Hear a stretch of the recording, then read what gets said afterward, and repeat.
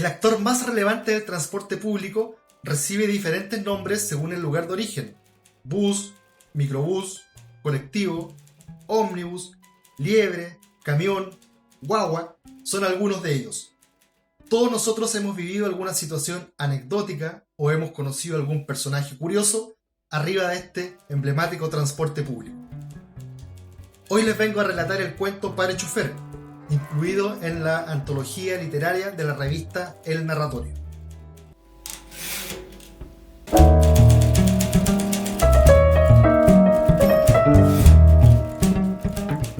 Primero fue la 370, llena hasta las pisaderas, gente colgando en un trapecio amalgamado, aferrados a cualquier sobresaliente de la máquina para evitar caerse. El autobús pasó en segunda fila y el chofer ni siquiera hizo el amago de mirar hacia los que estaban parados en la cornisa de la vereda agitando sus brazos en vano. Regresó resignado a su posición original y se apoyó sobre uno de los pilares del paradero. Como todos los que esperaban, él también esperó sin despegar la vista hacia el sentido que venían los vehículos, como si el acto colectivo de esperar su llegada con la mirada influyera en alguna dimensión espacio-temporal y los hiciera venir más rápido. Luego fue la 377, igual de llena e igual de indiferente con los que aguardaban esperanzados de que alguien bajara y se hiciera un espacio para subir.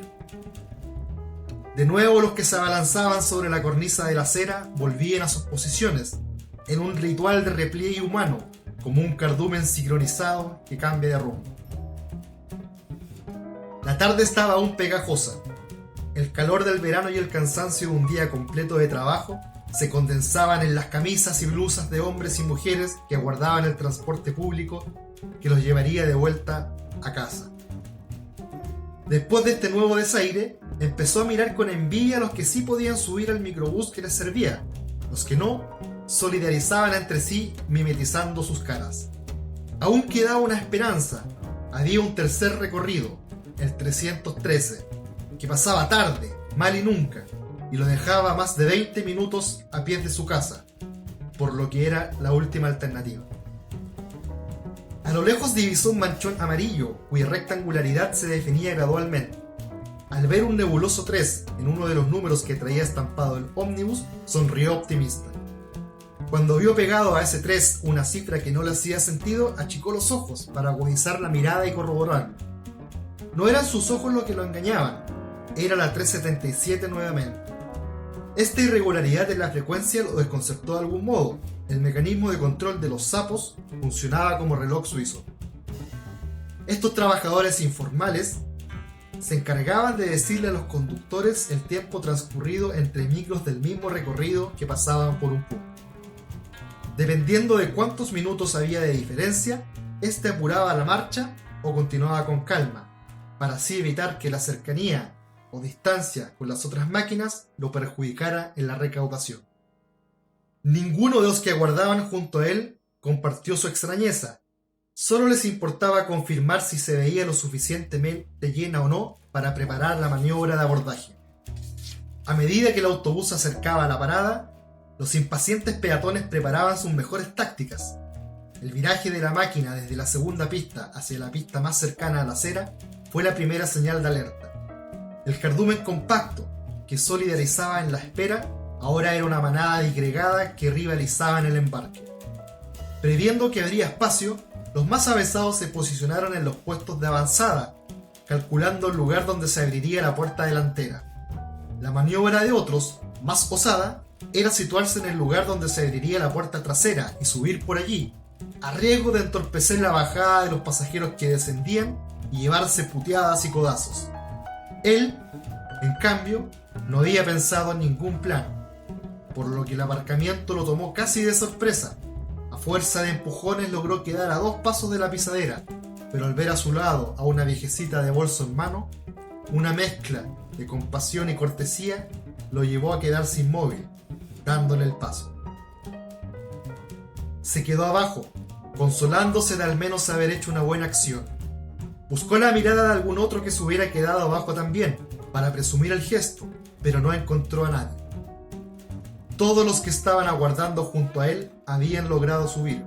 Mala pata, pensó, La espera se alargaba. Momentáneamente resignado se acercó al paradero, se dejó caer en la banqueta y volvió su mirada deliberadamente en la dirección opuesta desde donde debía aparecer la micro. Estaba ensimismado, masticando los problemas del trabajo para no tener que acordarse de ellos cuando llegara a su casa, cuando el sonido de la válvula de aire de la apertura de puertas lo sacó del aislamiento. La puerta quedó justo enfrente suyo. Salió disparado de la inercia por instinto y sin pensarlo subió los peldaños que lo adentraron en el largo pasillo de la micro. El ruido metálico del choque de las monedas dentro de la caja fue seguido por el rasposo sonido del corte del boleto. La mirada entrenada buscó los manchones vacíos para apresurarse a ocupar un espacio disponible. Caminó despacio por el angosto pasillo, al vaivén del movimiento del autobús, y se sentó junto a una ventana. Misión cumplida. Había logrado abordar la 313. Peor es nada. Ahora dejarse llevar por el sutil ronroneo del motor y el balanceo de la nave, que pronto lo invitaron a cerrar los ojos y cabecear.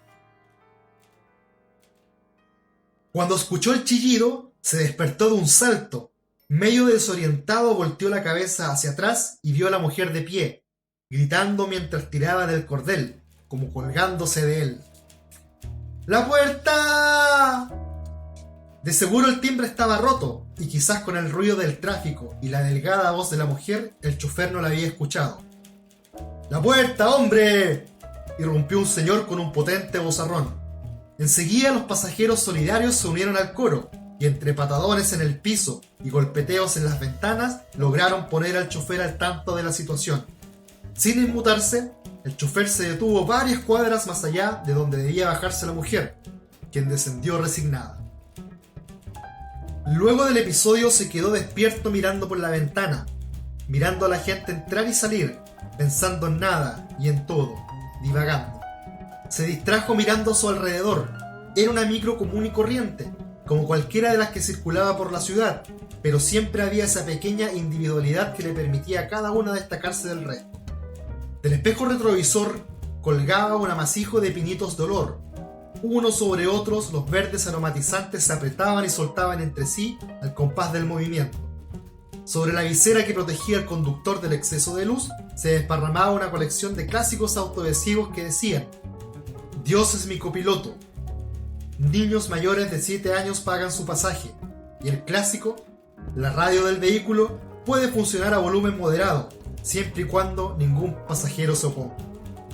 También estaba el logo de la marca de autos Volvo, con el ingenioso juego de palabras: solo Dios sabe si Volvo. Siguió el recorrido visual pasando por el volante, forrado en un plástico que simulaba cuero, arrollado con amarras en todo su contorno. Luego miró hacia la pecera, esa caja de madera segmentada donde se guardaban las monedas por denominación, y desde donde colgaba el rollo de boletos que el chofer cortaba por cada pasaje cancelado. Debajo de la pecera, la mano del chofer se posaba confiada sobre el pomo de la palanca de cambios, hecha de un plástico de color ámbar traslúcido, que dejaba ver en su interior un abejorro o un bicho parecido. Y bajo la empuñadura estaba el fierro que se levantaba desde el piso, cubierto por género de flecos anaranjados, simulando llamaradas. Pasadas varias cuadras, echó un vistazo rápido a su alrededor y vio que no había más pasajeros que él. Era el único. Cuando el vehículo se detuvo en la parada, el hombre que esperaba con el brazo extendido asomó decidido su cabeza por la puerta al mismo tiempo que puso el pie derecho sobre la pisadera, como si conociera la respuesta del chofer de antemano. «¡Hermano! ¿Me lleva?»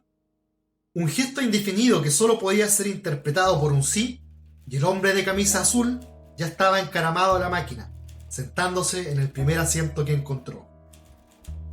En el siguiente paradero subieron unos estudiantes, los que deliberadamente avanzaron por el pasillo sin pagar su pasaje, cambiándolo por un desenvuelto «¡Permiso, tío!».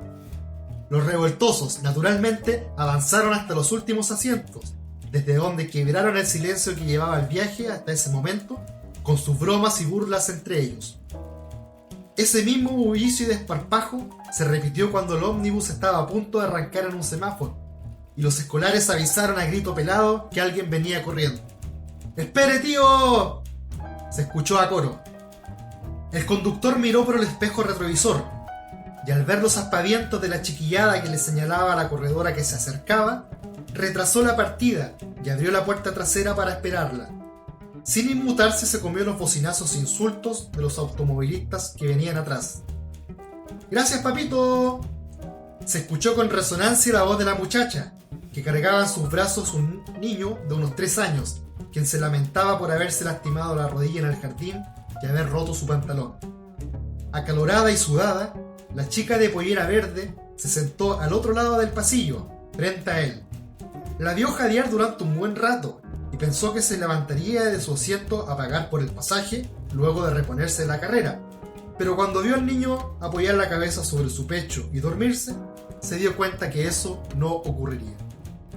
En la siguiente parada no alcanzó a escuchar lo que la viejita le habrá dicho el conductor, pero cuando vio que la esperó a que avanzara hacia la puerta trasera y subió por allí con su carro del mercado a cuestas, le hizo sentido la respuesta del chofer. ¡Por atrás, mamita! Los estudiantes atinaron a ayudarla a subir al carro. La señora avanzó a duras penas por el pasillo y se acomodó en uno de los asientos delanteros. La anciana canosa y de moño apretado sacó desde el bolso un paquete de galletas y en un gesto amable lo levantó mostrándoselas a los muchachos. «Gracias, abuelita», le dijo el representante del grupo que se acercó a buscarlas. A esa hora el tráfico de las calles aún era alto y los autobuses circulaban en su mayoría atiborrados, por lo que no era de extrañar que los vendedores ambulantes vieran una buena ocasión en un bus semivacío. Desde un set de agujas e hilos hasta libros para colorear, pasando por turrones y chocolates, se sucedieron uno tras otros. Las importadoras, con sus eternos encargos, habían enviado un batallón de representantes a anunciar las maravillas del artículo que en el comercio establecido costaba mucho más de lo que ellos ofrecían como una oportunidad que no se podía dejar pasar. Entre cabezazo y cabezazo, el sueño finalmente le dobló la mano, pero no fue un sueño profundo, sino más bien un estado nebuloso, en el que podía oír y sentir cómo los pasajeros del autobús seguían allí, comiendo, cuchicheando, pintando. Cuando despertó, le costó tiempo darse cuenta que estaba solo. El oscuro y vacío autobús estaba detenido en la cochera de lo que parecía ser una casa de un barrio cualquiera. Extrañado, se bajó del vehículo y caminó hasta la ventana más cercana, desde donde emanaba una tenue luz. Pegando la cara al vidrio, vio a la vieja de moño apretado, remendando los pantalones rotos del niño, que tendido de panza en la alfombra, pintarrajeaba los dibujos del libro. En la mesa, los escolares sumergían las galletas en la leche que les servía la mujer de pollera verde, mientras el hombre de camisa azul veía el partido frente al televisor con una cerveza en la mano. Seguía sin entender nada cuando sintió una mano que se posó sobre su hombro. Al voltear, el chofer lo miró con rostro bonachón. «Siempre hay un lugar para un pariente», le dijo, y lo invitó a pasar. Bueno, si les gustó el video, denle like, compartan con sus contactos y comenten si tienen alguna historia, personaje o anécdota relacionada con las micros. Muchas gracias